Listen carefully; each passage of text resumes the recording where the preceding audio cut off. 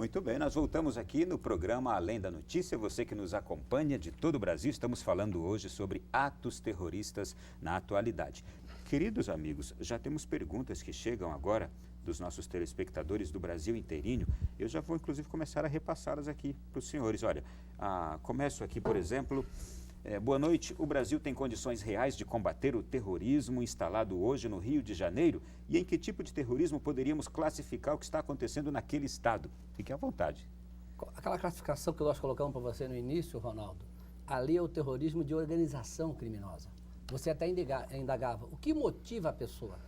No organismo, né? Na organização criminosa, que nem, como nós temos no Rio de Janeiro, o Comando Vermelho, então eles recrutam, se associam, e o objetivo dele é, conseguir o financiamento, conseguir a sua sustentação financeira. Então você pega o jovem ingressando neste movimento e eles fazem um quadro de terror porque eles formaram na linguagem militar, né, chamada zona liberta, em que o Estado não consegue adentrar. Ou então sobe naqueles morros, as chamadas comunidades, com um aparato muito forte, como agora com o Exército e toda a polícia. Você vai, entra, mas não consegue permanecer por conta da guerrilha urbana implantada pela organização criminosa.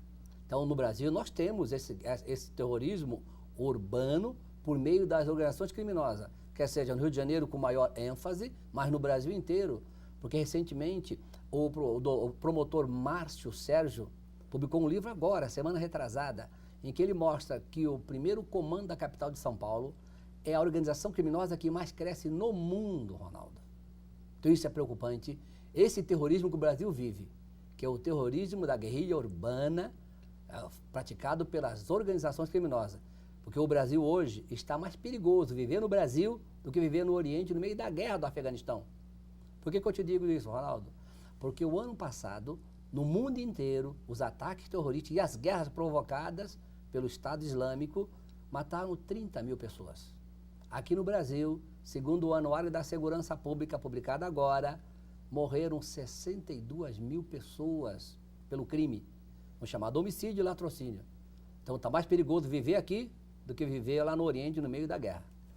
Doutor Vitor Hugo, eu tenho uma pergunta do William Douglas, aqui de Brasília, Distrito Federal. Ele diz assim: se na opinião dos senhores, certos atos como os dos denominados Black Blocs deveriam ser enquadrados como atos terroristas, bem como também atos do MST e outros grupos armados usados ideologicamente poderiam também?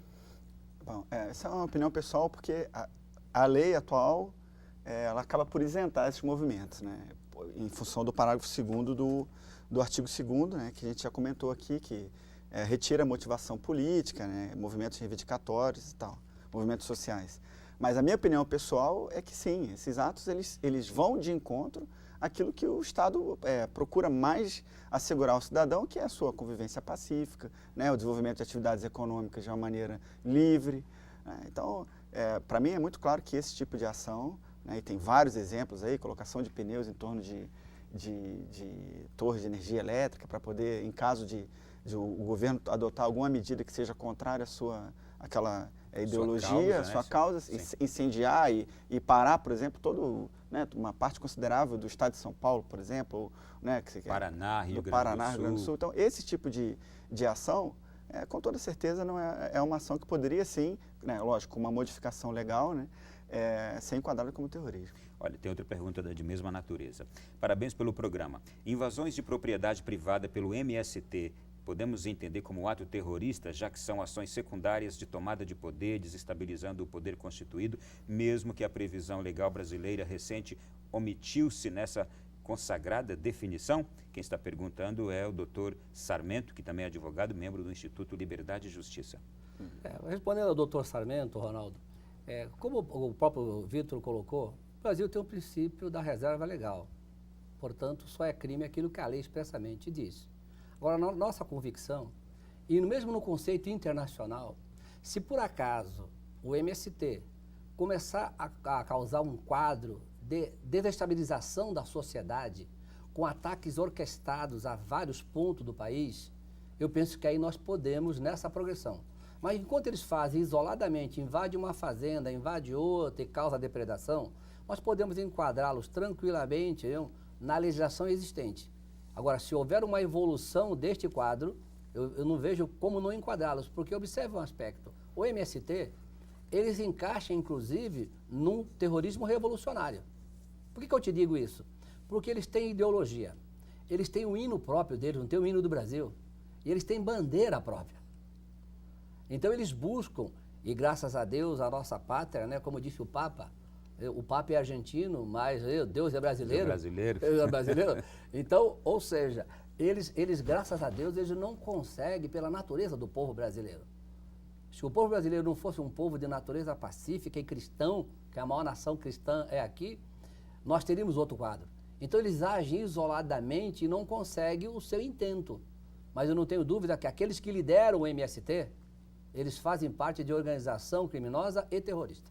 Mas eu queria fazer uma ressalva em relação aos movimentos sociais de modo geral, é que a minha ideia, respondendo essa pergunta, não é condenar todos os movimentos sociais, pelo contrário. Os movimentos sociais são expressão da efervescência política nacional, e nossa nação é uma nação plural, e isso é ótimo que aconteça.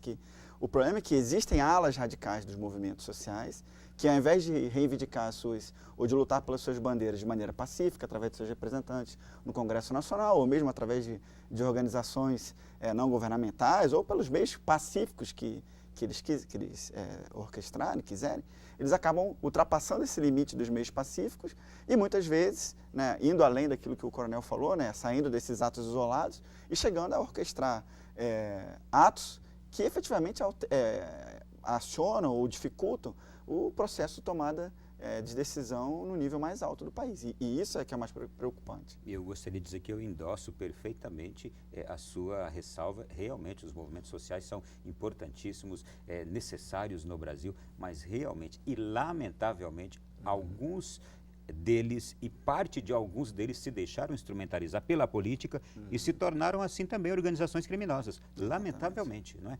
Mas vamos lá, saindo um pouquinho do nosso Brasil agora, vamos entender eu vou deixar os senhores à vontade, me expliquem o que acontece com esse terrorismo. Vamos falar primeiro do terrorismo na Europa, que está acontecendo lá, como entender, o que gera esse movimento terrorista hoje da Europa? Observe bem, Ronaldo, vamos pegar o exemplo agora recente na Espanha.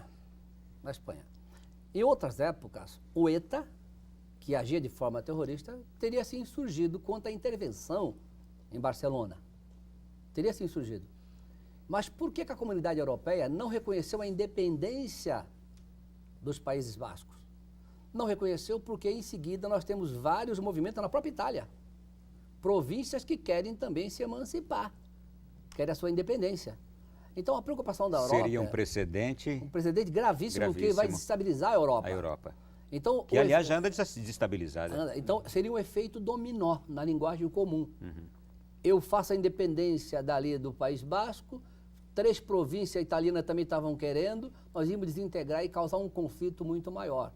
E, graças a Deus, isso está contido. Mas nós temos tido ações terroristas feitas por aqueles que atuam até isoladamente, como nós vimos na Espanha, na própria Inglaterra, indivíduos dos Estados Unidos pegando ônibus e jogando em cima da população, ou atiradores, como você bem falou, que leva a pessoa a isso.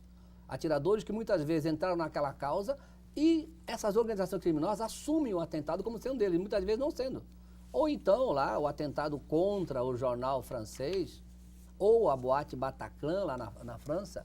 E nós temos visto que tem movimento de organização criminosa e também a questão religiosa com os radicais islâmicos.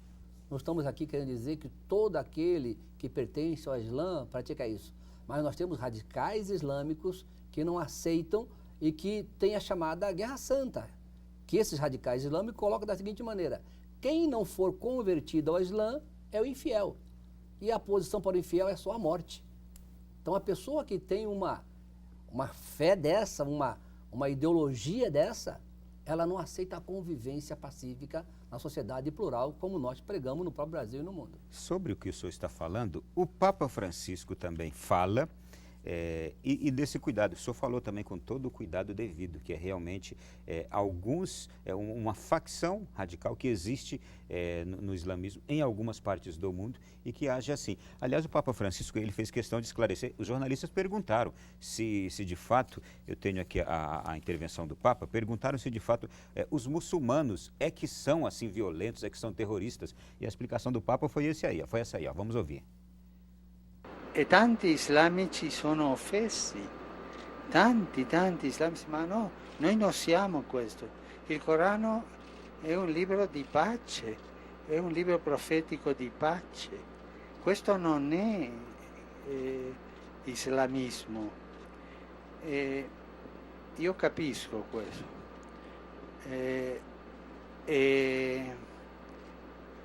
Credo che almeno io credo sinceramente che non si può dire che tutti gli islamici sono terroristi, non si può dire. E come non si può dire che tutti i cristiani sono fondamentalisti, perché noi ne abbiamo anche, in tutte le religioni sono questi gruppetti, no? Tá aí. O Papa faz também a boa, inclusive dizendo que em todas as religiões há alguns grupos de radicais, de pessoas que fundamentalistas. Então, é importante distinguir isso muito bem, não é? O que o Dr. Vitor Hugo também nos diz sobre estes atos terroristas que ocorrem na Europa?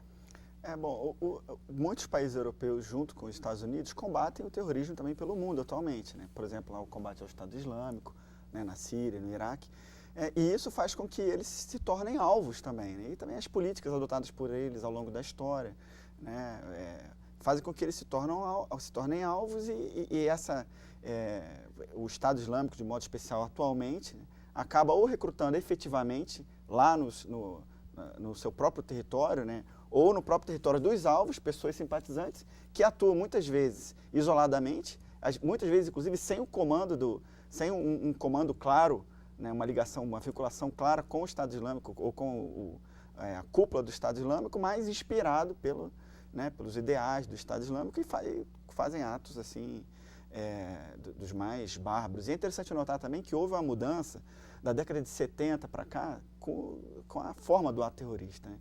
Na década de 70 houve várias tomadas de aeronaves, inclusive que prosseguiu até a década de 90, ali, com, por exemplo, a tomada da Embaixada do Japão no Peru, né, onde houve a operação lá dos comandos peruanos, de 96 para 97, que houve a retomada da embaixada peruana. Então, esse terrorismo, nesse momento, era um terrorismo, os atos terroristas se voltavam para tomar uma instalação ou uma aeronave e negociar a partir daquele ato. E os atos terroristas da atualidade não tem mais negociação, né? O ato terrorista ele se resume numa ação, e naquela ação tem números variados de mortes. Esse ano a gente tem levantamentos aí desde atos terroristas como em Mogadíscio, né, que houve lá quase 320 mortos, né, lá pelo Al-Shabaab, ou outros atos terroristas onde ocorre a morte de 4, 5 pessoas, mas em que não há espaço para negociação. O terrorista faz o ato e a visibilidade causada pelo ato atinge não somente as vítimas em si diretas, mas principalmente a capacidade do Estado de resolver esses problemas, né, de tomar suas decisões, e também o coração e as mentes das demais pessoas. Nós conversávamos agora há pouquinho, os senhores diziam que o terrorismo ele busca a vitrine, é por isso que ele está mais utilizando como alvo os países de primeiro mundo, Europa, Estados Unidos, mas seria só isso? Existe algo que mova, por exemplo, um Estado Islâmico que está no Oriente, mas que ataca a Europa, que ataca os Estados Unidos? Vamos deixar para o próximo bloco. E quem é que financia o Estado Islâmico, né? Por que ele é tão forte, embora venha perdendo poder e perdendo força? Mas daqui a pouquinho a gente volta a falar sobre isso e voltamos também a responder às suas perguntas, você que está mandando aí de casa. Até já.